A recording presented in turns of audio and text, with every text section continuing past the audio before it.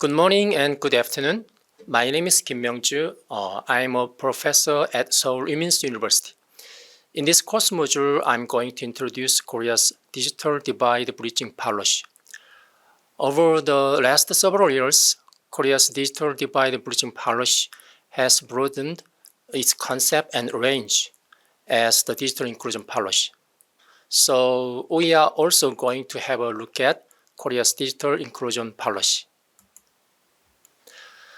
If we take a brief look at today's course first, we are going to find what digital divide is and then look at the three metrics used in Korea to measure digital divide.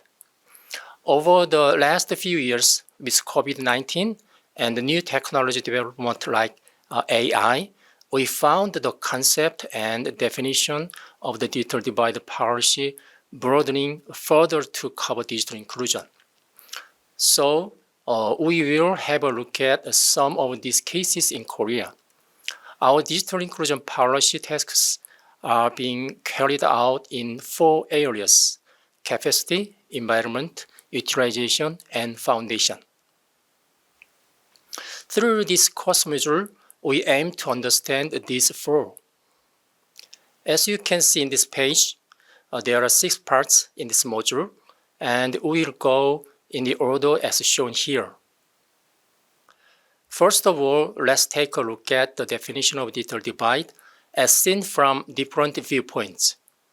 The EU Commission defines digital divide as the distinction between those who have internet access and are able to make use of new services offered on the World Wide Web and those who are excluded from these services. According to the OECD, it is defined as the gap between individuals, households, businesses, and geographic areas at different socio-economic levels with regard both to their opportunities to access ICTs and to their use of internet for a wide variety of activities. In Korea, NIA defines it as the difference in opportunities to access or use information and communication services caused by different social, economic, regional, or physical conditions. To simply put it, we can say that digital divide is the inequality between groups broadly construed in terms of access to, use of, or knowledge of ICTs. Here are the metrics for measuring digital divide. NIA used these 3 metrics to measure digital divide in Korea as a whole. The first one is Digital Information Access Index. This shows how easily accessible you are to a computer or the internet. It also indicates whether you have a wired or wireless smart device and whether your internet access is always available. The second one is Digital Information Competence Index. This index measures computer literacy and mobile device literacy. And lastly, we have Digital Information Utilization Index. This one measures the use of the wide internet, diversity and intensity of the internet use. Specifically, the internet use intensity is measured with a focus on information production and sharing, social participation, and economic activities. This graph here shows the result of measuring Korea's digital divide for the last 3 years. As for the 3 indexes, we assigned 20 points to the access index and 40 points each to the competence and utilization index, making the total score of 100 points. We can see each of the index values and the total values of digital divide measurement are continuing to rise. Now, this figure here shows which type of society we are going to enter by using novel technologies since the Industrial Revolution. For example, digital information that had been introduced through computers and the internet has allowed us to take a step toward the information society, which is an ongoing process until now. In the meanwhile, we have come to experience intelligentization driven by new AI technologies, and we are preparing to move forward into the future intelligent information society. However, the global pandemic that has been around for a while has emphasized contactless activities, and this caused the rapid growing impact of cutting-edge ICTs. The COVID-19 pandemic brought social changes a couple of years earlier than expected, and the digital divide has been also widened. In the end, we find that the pandemic and the new cutting-edge AI technologies have worsened digital divide. Before we go on, let's have a look at the correlationship between digital divide and AI. There are a survey back in 2020 that asks more than 3,000 business managers, executives, and analysts in 112 countries. And more than 80% of the respondents said that they expected AI to give their organizations competitive advantages and boost productivity. This means the later businesses or countries adopt AI, the more likely they are to experience declining competitiveness and diminishing market shares. Leading countries in the AI competition will use their AI technologies to pursue economic benefits and expand social welfare systems, which will even broaden AI divides between countries.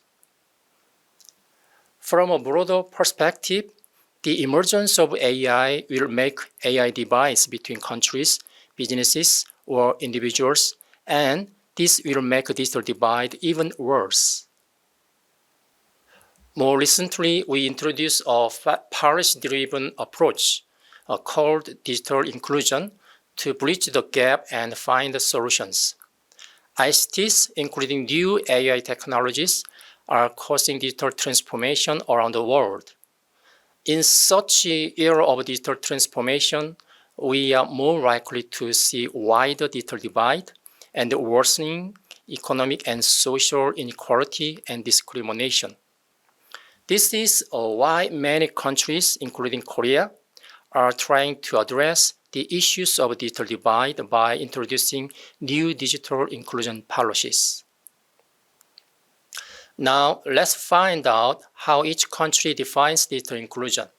First, in Korea, we define digital inclusion as efforts of the society as a whole to ensure that all citizens participate in the digital world and enjoy the benefits of digital technology evenly without discrimination. The EU defines digital inclusion as an effort to make everyone contribute and benefit the digital economy and society.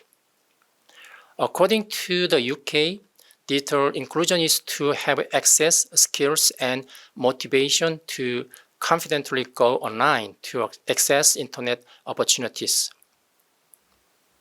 Australia defines it as a social inclusion by using technology as a channel to improve quality of life, promote education, and promote economic well-being across all elements of the society.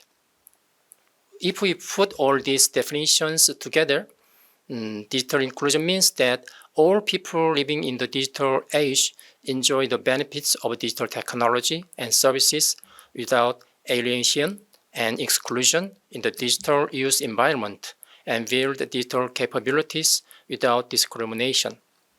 Therefore, we can say digital inclusion has a broad concept because it includes digital divide problem solving. Now, let's go a little deeper into the concept of digital inclusion. Digital inclusion refers to the activities necessary to ensure that all individuals and communities, including the most disadvantaged, have access to and use of ICTs. This includes the 5 elements as illustrated here: affordable, robust broadband internet service, internet-enabled devices that meet the needs of the user, access to digital literacy training, quality technical support, and applications and online content designed to enable and encourage self-sufficient participation and collaboration. As technologies advance, digital inclusion must evolve based on these 5 elements. Also, at the same time, intentional strategies and investments must come beforehand for successful digital inclusion. And now, I'm going to introduce the case in Korea where the digital inclusion policy has been adopted as the national agenda. Korea has offered the vision a digitally inclusive nation for all for the digital inclusion. In order to achieve this vision, we have developed 4 tasks covering the area of capacity, environment, utilization, and foundation. Task number 1 for the area of capacity, we help all citizens build comprehensive digital capacities. Task number 2 for the area of environment, we help the vulnerable groups easily utilize digital technologies and services. Task number 3 for the area of utilization, we promote the use of inclusive digital technologies and support vulnerable groups' social engagement and employment. Last but not least, task number 4 for the area of foundation, we build a framework for public-private cooperation and promote citizen-led community problem solving. So now, let's find out more about each of these 4 tasks.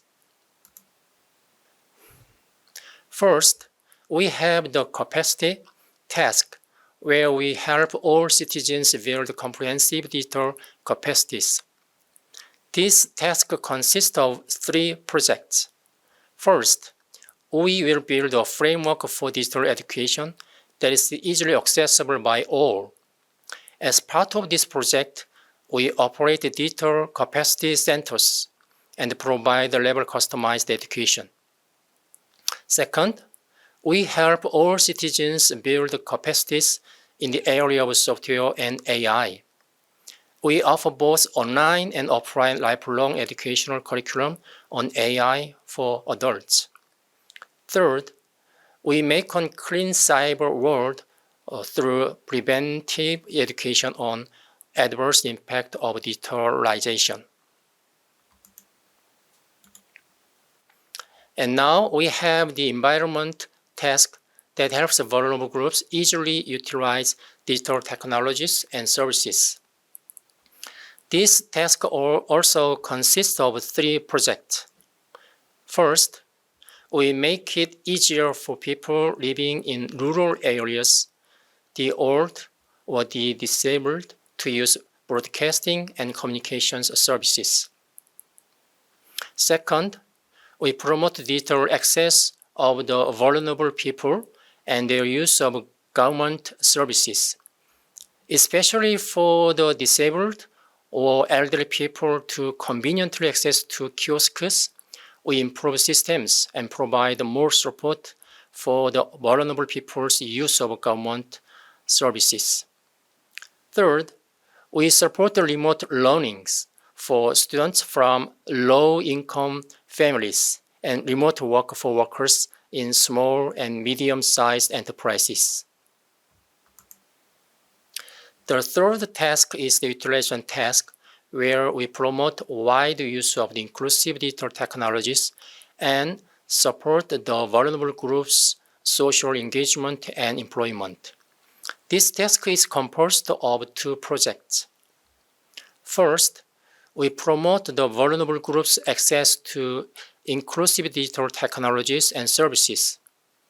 Specifically, we develop and spread AI-driven services so we can minimize inconvenience that the vulnerable people may feel. We also use AI speakers to provide public and welfare services that are customized to the vulnerable.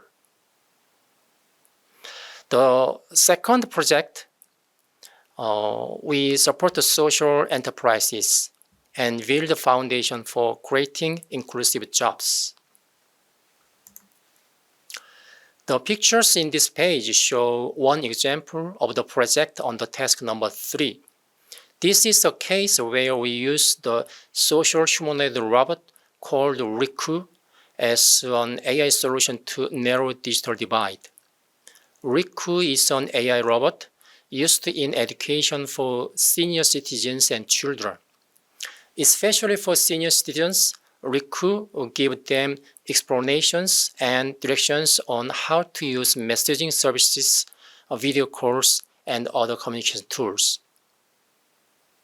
With this AI solution for bridging digital divide, the Seoul Metropolitan Government won the UNESCO's NetEx Pro Linking Cities Award in April 2021. Lastly, we have the foundation task that builds public-private partnership and promotes citizen-led communication problem solving. This task consists of 3 projects. First, we build a framework for public-private cooperation and support business practicing digital inclusive activities. Specifically, we organize and operate the Digital Inclusion Alliance, where civil society, businesses, and other groups can join.